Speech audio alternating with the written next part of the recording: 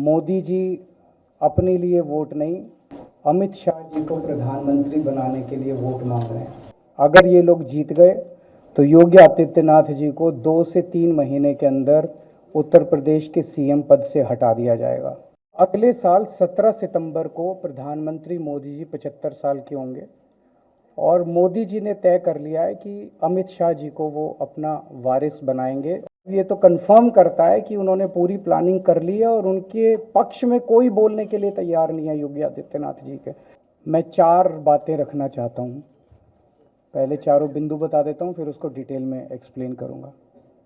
पहला ये कि ये चुनाव भारतीय जनता पार्टी मोदी जी अपने लिए वोट नहीं, अमित शाह जी को प्रधानमंत्री बनाने के लिए वोट मांग रहे हैं। दूसरी बात, योगी आदित्यनाथ जी को अगर ये लोग जीत गए तो योगी आदित्यनाथ जी को 2 से 3 महीने के अंदर उत्तर प्रदेश के सीएम पद से हटा दिया जाएगा। नंबर 3, इन लोगों की पूरी तैयारी है, अगर ये लोग जीत गए तो संविधान को बदल के SC ST और OBC का रिजर्वेशन खत्म कर दिया जाएगा।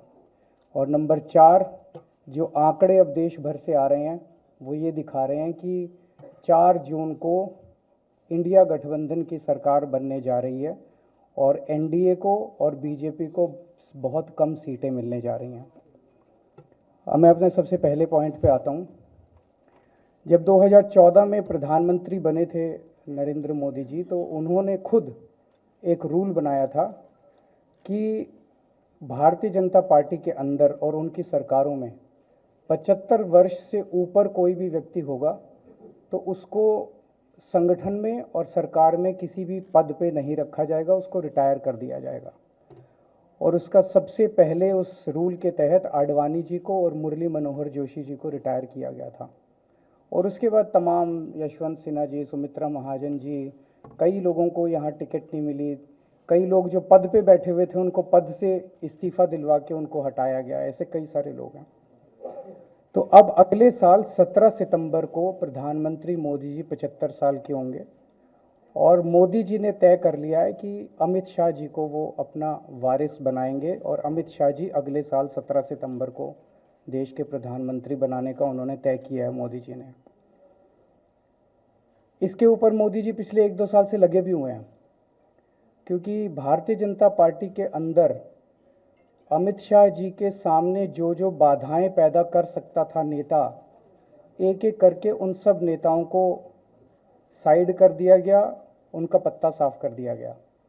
शिवराज सिंह चौहान को हटा दिया गया, वसुंधरा राजे को हटा दिया गया, डॉक्टर रमन सिंह को हटा दिया गया, देवेंद्र फडणवीस को खत्म कर दिया गया, खट्टर साहब को खत्म कर दिया गया। एक एक करके सबको खत्म कर दिया गया। एक ही शख्स हैं जो कि उनके रास्ते का कांटा बन सकते हैं, वो है योगी आदित्यनाथ जी। अब योगी आदित्यनाथ जी को इन्होंने हटाने का पूरा मन बना लिया है और अगर इनकी सरकार बनी तो 2 महीने के अंदर योगी जी को भी उत्तर प्रदेश के सीएम से हटा दिया जाएगा। मैंने दिल्ली में 3-4 दिन पहले ये प्रेस कॉन्फ्रेंस की थी और ये दोनों मुद्दे उठाए थे। जैसे मैंने मुद्दे उठाए थे तो अमित शाह जी ने और उनके कई नेताओं ने अपनी भावना प्रकट की कि नहीं नहीं, मोदी जी को 75 साल में इस्तीफा नहीं देना चाहिए, मोदी जी को 75 साल पूरा कार्यकाल पूरा करेंगे।